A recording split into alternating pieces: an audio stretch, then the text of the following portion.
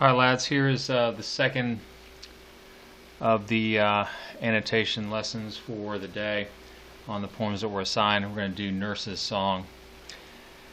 This is another in the Songs of Innocence, part of Blake's collection, and let's read it through. Nurse's Song by William Blake. When the voices of children are heard on the green and laughing is heard on the hill, my heart is at rest within my breast and everything else is still. Then come home, my children, the sun is gone down and the dews of night arise. Come, come, leave off play and let us away till the morning appears in the skies. No, no, let us play, for it is yet day and we cannot go to sleep. Besides, in the sky the little birds fly, and the hills are all covered with sheep. Well, well, go and play till the light fades away, and then go home to bed. The little ones leaped and shouted and laughed, and all the hills echoed. Okay, so again, taking a look at the simpler things first. And so how about if we just, right off the bat, say to ourselves, well, here's another poem in which Blake has arranged the poem. The architecture then is 4 quatrains.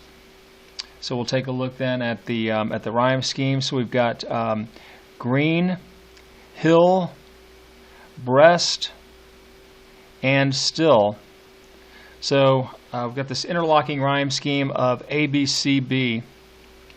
Then, let's see. Yeah, we'll go ahead and continue on.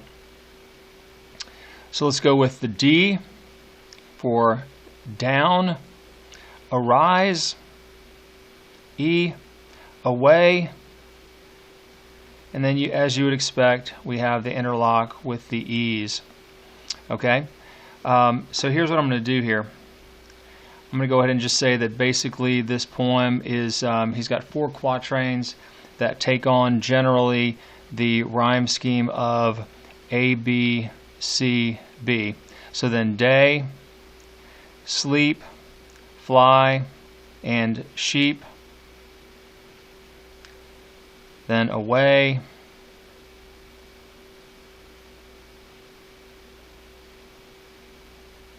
bed, laughed, and echoed. Okay, so now let's go ahead and, sorry this is messy and it's bugging me.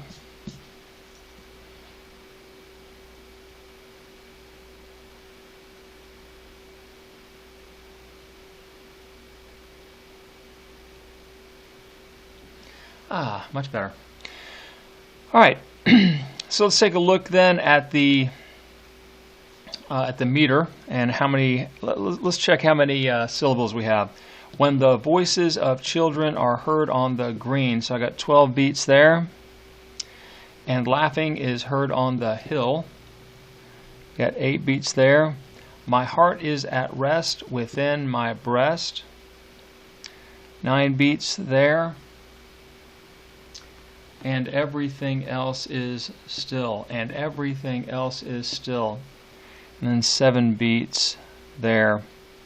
Okay, really unusual. So not only is the interlocking rhyme scheme unusual, but look at that metrical pattern. Let's see if that continues as we go down. When the voices of children are heard on the green, and laughing is heard on the hill, my heart is at rest within my breast, and everything else is still. So if we take a look at the metrical pattern at the throughout, you can hear that sort of rollicking beat of the anapest. Because here, as we had in Holy Thursday, this is probably more properly a medial stress, simply because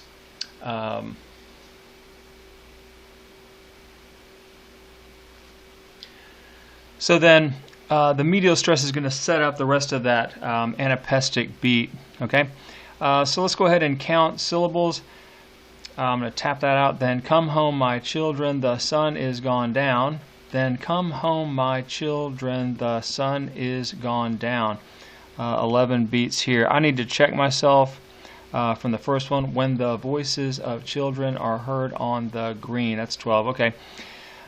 And the dews of night arise. Now I've got 7. Come, come, leave off play and let us away. That's 10. Till the morning appears in the skies. And now we have 9. Till the morning appears in the skies. That's 9. Okay. No, no, let us play, for it is yet day, and we cannot go to sleep. 7. Besides in the sky the little birds fly. 10. And the hills are all covered with sheep. 9. Well, well, go and play till the light fades away. 11. And then go home to bed. 6. The little ones leaped and shouted and laughed. 10. And all the hills echoed with 7. Okay, so this is as you can see, just an irregular syllable count in all ways. So we know that this is definitely not a pure syllabic poem, because we know that in pure syllabic we write to the same number of syllables per line. If it's pure extensional, we write to the same number of accented syllables per line. We may go back and count. We may count the number of stressed syllables and see if perhaps this is written to a pure syllabic system. Then come home, my children, the sun is gone down, and the dews of night rise. Come, come, leave off play, and let us away till the morning appears in the skies. So I'm gonna mark something here that I see as being interesting. Okay, the come, the no, and the well. A question I'm going to plant in your heads right now is, how many speakers do we have in the poem? We have the main speaker at the beginning. Okay, someone is commenting when the voices of children are heard on the green. Okay, then come home, my children, the sun is gone down, and the dews. So who is it that is addressing the children then? Well, logically it would be the nurse, yes, and saying, hey, come on in. It's getting dark. Now the children respond, no, no, let us play, for it is yet day. It's clear that the children are responding. Well, well, go and play till the light fades away, and then go home to bed. Okay, so now this is the nurse is speaking here, yes? The children, I'm just going to say the kids. All right, then come home, my children, the sun has gone down, the dews. Okay, so this is all nurse. All right, and then included up here. All right. The little ones leaped and shouted and laughed, and all the hills echoed. So this is the speaker, and here is the speaker as well. Okay, so 3 speakers in this poem. Now, no, no, let us play. It's emphatic, right? Just like in the poem from yesterday, in introduction, when the child that was seated on the cloud like children often do. They are demanding. They don't ask permission for things. No, no, let us play, for it is yet day. All right, so that is spondaic pentameter. Don't see that very often, spondaic pentameter. And we cannot go to sleep.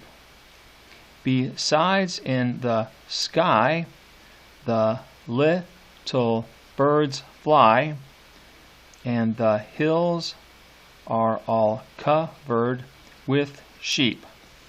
Once again, we have the rising meter, okay, in this particular poem. And again, the effect of rising meter is it provides energy. All right, so a poet will use falling meter generally in order to suggest, that would be along with, say, with images of decline and things of that nature, okay? So, well, well, go and play till the light fades away. I'm going to go ahead and mark that as unstressed. And then go home to bed. The little ones leaped and shouted and laughed, and all the hills echoed.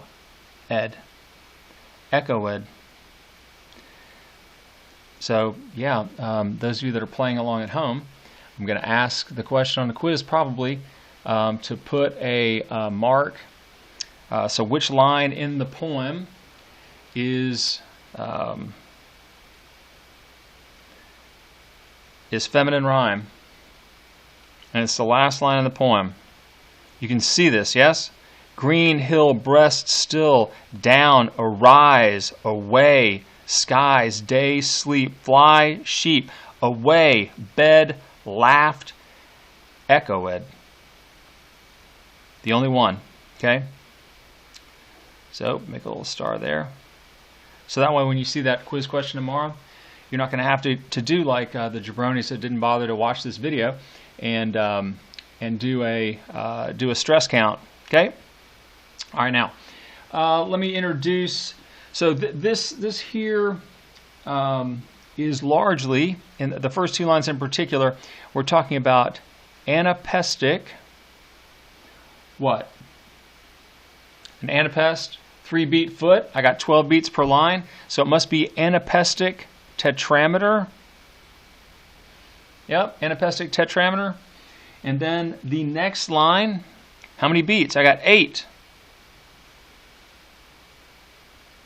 And laughing is heard on the hill. Because here I've got an iambic foot that begins the line, but then I've got 2 anapestic feet.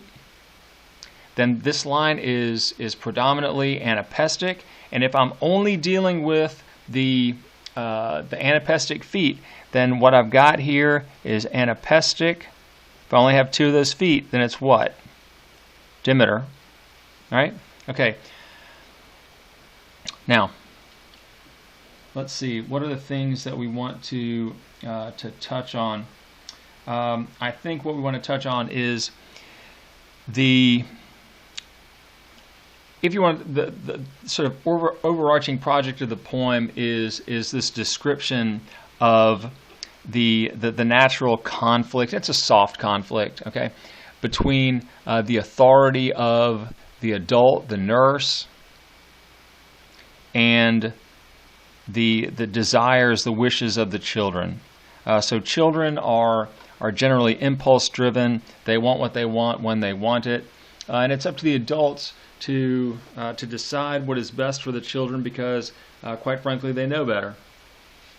They have more experience. That's not to say that the adult is always going to make the best choice. However, we assume that the adults are making choices on behalf of the best interests of the children. So I'm going to introduce you to a new concept, and it is here with the repetition of come, no, and well. This is called epizeuxis. It is epizeuxis.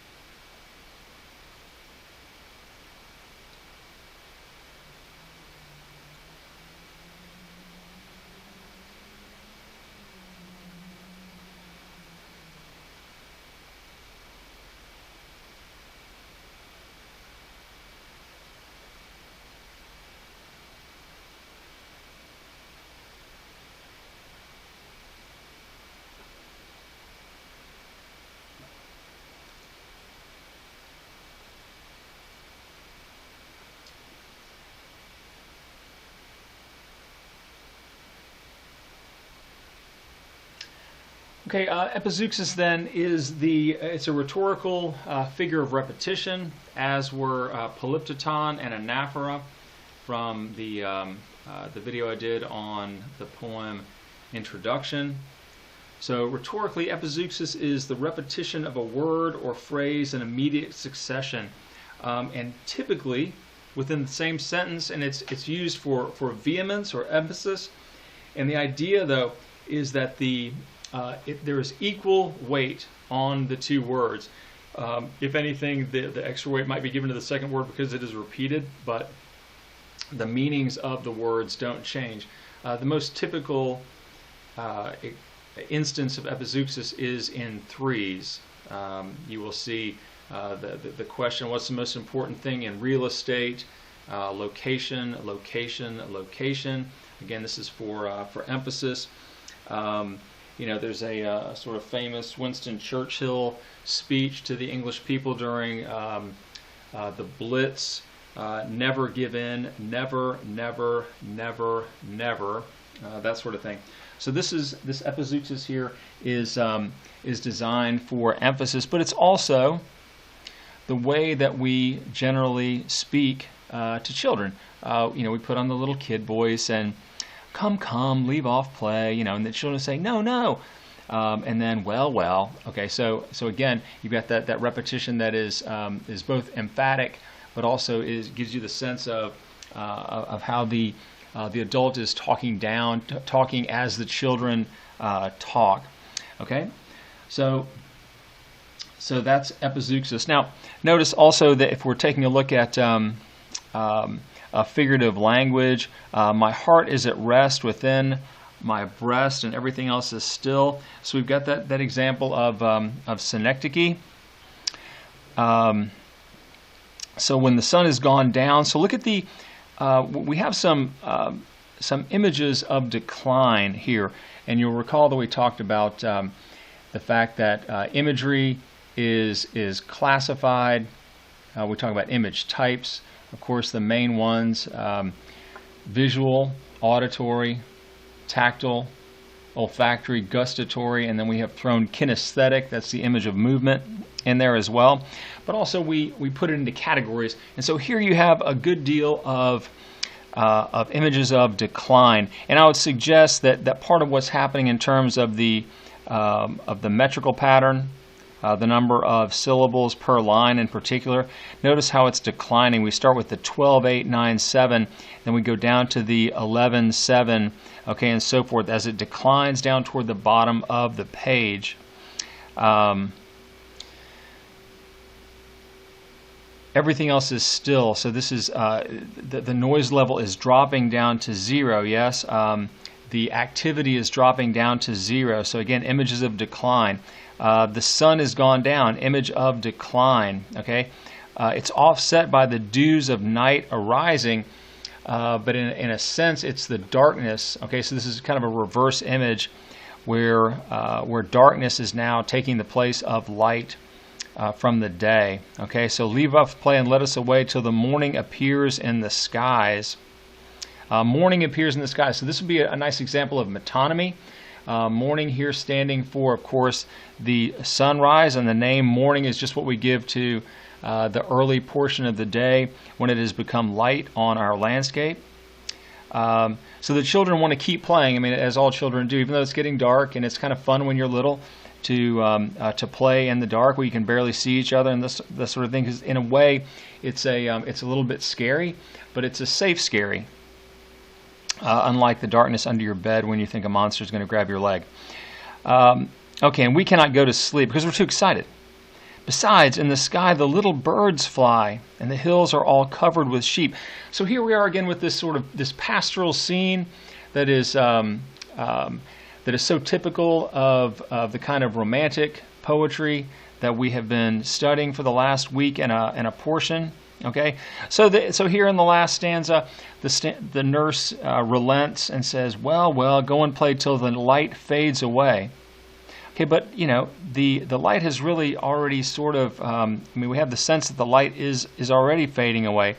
So perhaps she's allowing them to stay out until it gets full on dark.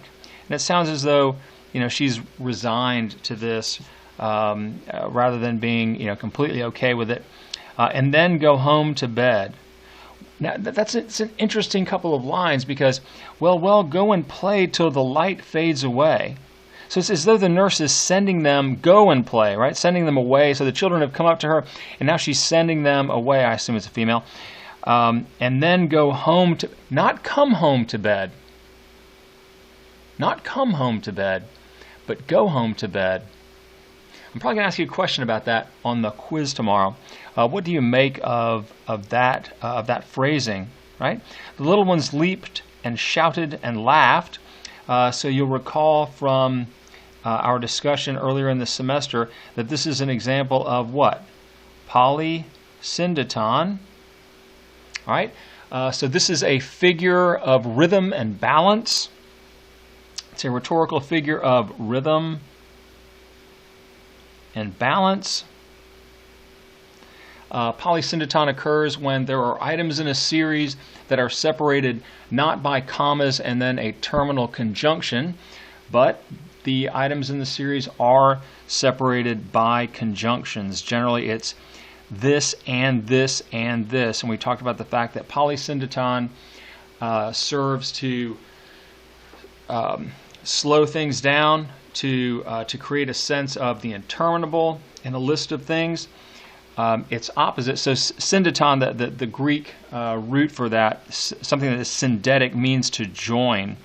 And so if you have asyndeton, so in this case, if it were the little ones leaped, shouted, laughed, in which the elements are separated by commas, then that is asyndeton, a meaning without, and the effect of asyndeton is to speed things up.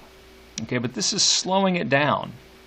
giving us all the things that the children are doing, and all the hills echoed. And they, of course, are echoing with the laughter of the children. So one of the things that we want to take a look at is there's some implied color imagery here in the poem, and much of it has to do with darkness. So we're toward the end of the day. The references to sort of light and dark that occur, all the business relative to night coming on.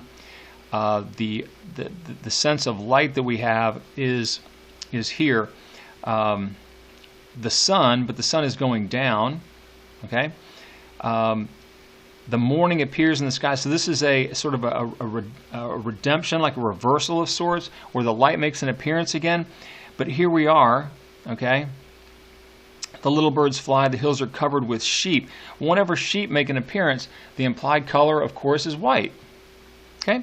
So while the light fades away, another image of decline. Little ones leaped and shouted and laughed, and all the hills echoed. So it's this sense that in the echoing of the sounds of the children, you have, even in this scene, something that is universal, is timeless. The way that children want to stay out past their bedtime because it seems like an adult thing to do. You know, they're the ones that have to go to bed, and the adults are sitting up and they're doing whatever they're doing, and so it makes them feel grown up, and this sort of thing. And so this has been happening, since the dawn of time, that children want to stay up later than they are supposed to. But again, the adults ask them to go to bed early because they know that their growing little bodies need their sleep. Okay, so go ahead and hope you've made notes here on these sorts of things, because this business is going to show up for sure on the quiz tomorrow. All right, and I'll talk to you tomorrow.